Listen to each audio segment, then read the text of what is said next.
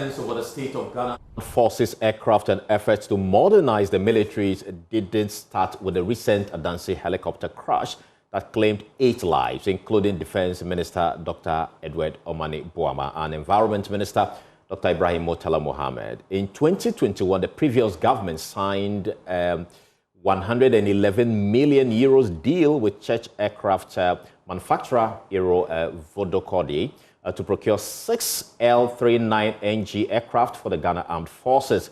This deal was met with skepticism from the then minority, who questioned the manufacturer's competence and alleged that the contract was overpriced. We'll hear both sides of the House when the contract was sent to Parliament in 2021 shortly. But first, James Aveji joins me via Zoom with details of this particular contract. James, you have been studying, digging through Parliament archives on this particular matter. What have you found? Well, Carlos, what we found so far indicates that this particular contract, as you may know, contract exceeding certain amounts are supposed to be approved by Parliament. And so the previous government, through the then majority leader, the Honorable Osechemen Sabonsu, on August 2nd, 2021, sent this contract to Parliament and laid it on behalf of the then Defense Minister, Dominic Ntim. It was expected to, the supplier or the manufacturer was expected to supply 6 of this L-39 next generation aircraft to Ghana, as well as support services, including training of personnel on this. And so, for those who are familiar with parliamentary processes, the Speaker on the day referred the deal to the Defense and Interior Committee to vet and approve first before the House goes ahead with that.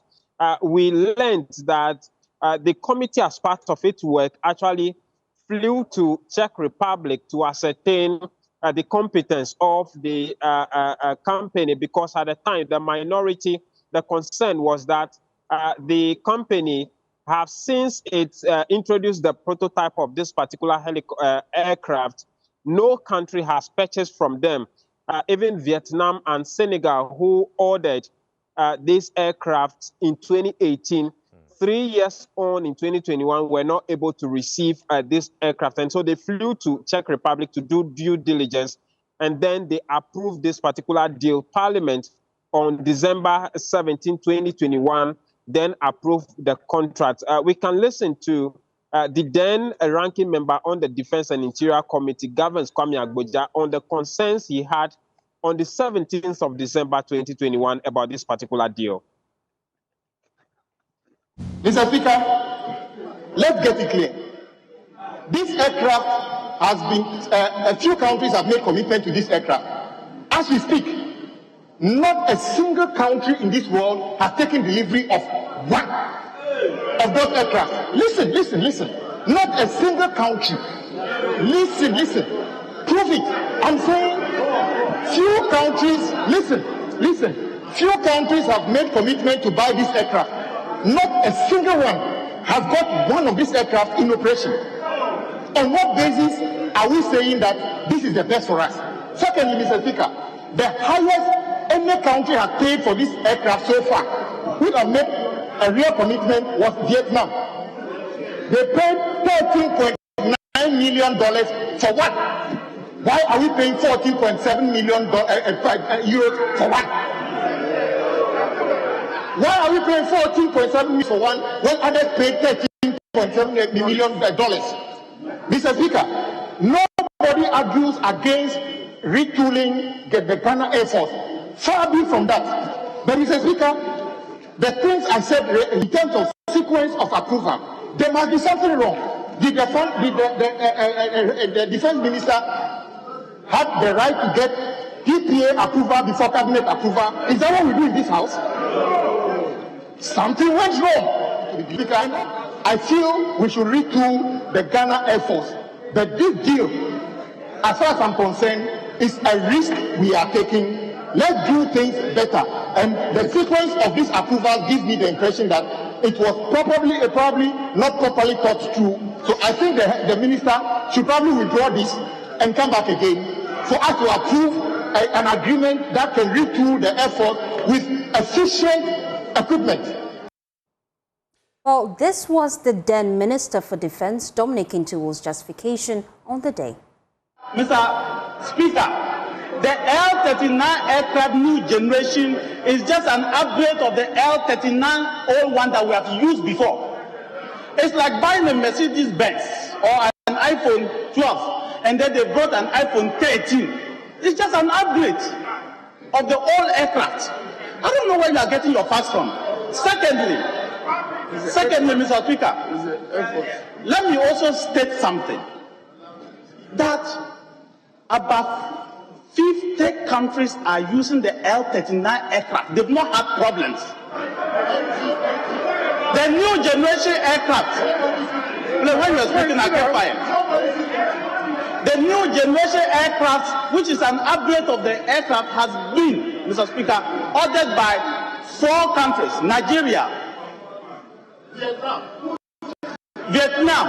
the Czech Republic, Ghana, and Senegal. So please, get your facts right. Don't be emotional. Please, relax. Don't be emotional. Mr. Speaker, the Committee of Parliament went to the Czech Republic to satisfy themselves that the manufacturers were capable, the aircraft was good enough, and their report indicates same that this was a deal that was good for this country. Thirdly, for the sequencing, I'm very shocked. If you sit in a ministry before, you will realize that it's not everything that goes to cabinet in terms of approval for loans, approval for contracts. But every contract must go to Public Procurement Authority. It's not every contract that you have signed that will go to cabinet.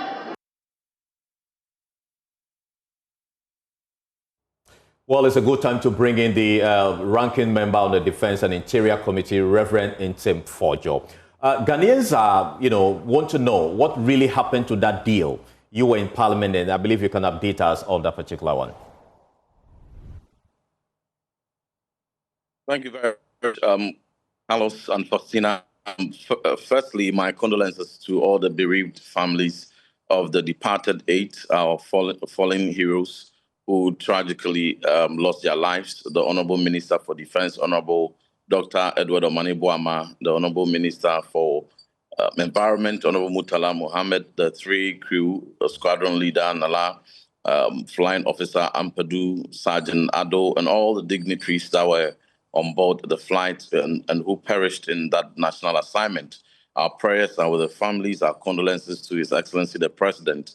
Indeed, all of us are mourning, and it is expected that this event, rather sad, should unite all of us and should get us around a singular call in supporting the retooling of the Ghana Armed Forces.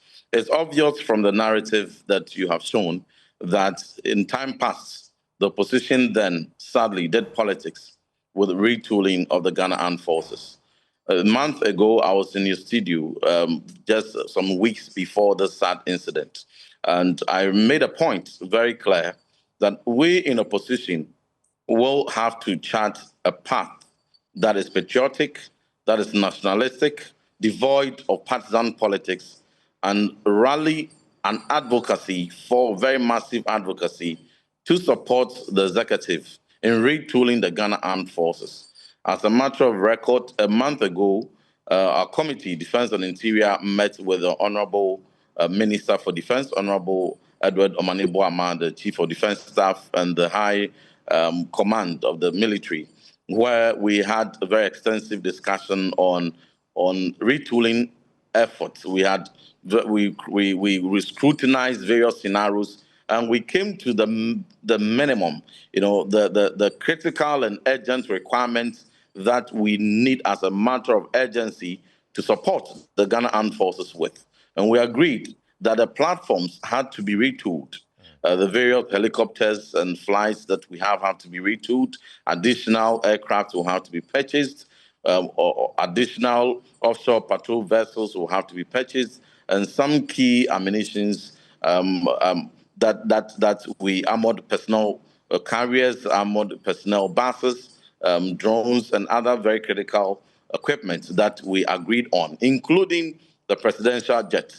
You know, in matters like this, Carlos, it is so critical, the role of the minority. If the minority of the day fails to support the executive, it will be very difficult for the executive to go ahead to support the military in retooling them. And that's what we saw between 2021 and 2024, rather sadly. So we missed out on opportunity to receive additional 6 flights, aircrafts. We missed out on opportunity to add on additional 2 offshore patrol vessels for the Ghana Navy. And we missed out on an opportunity to escalate the discussions even in getting a befitting presidential jet. But you see, I made a call that we don't have to wait for the unfortunate to happen before we begin to now hold consultations to rally nationwide support. A time has come that we prioritize the safety of the president, the safety of Ghana Armed Forces, and the safety of all our citizens who use these platforms in the discharge of their legitimate duties. So let us all support the cause.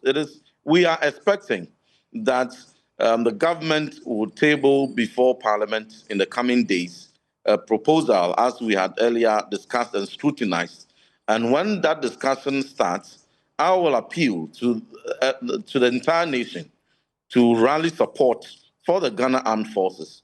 This is time for us to put partisan politics aside, the times where opposition will rise to do politics with presidential travels.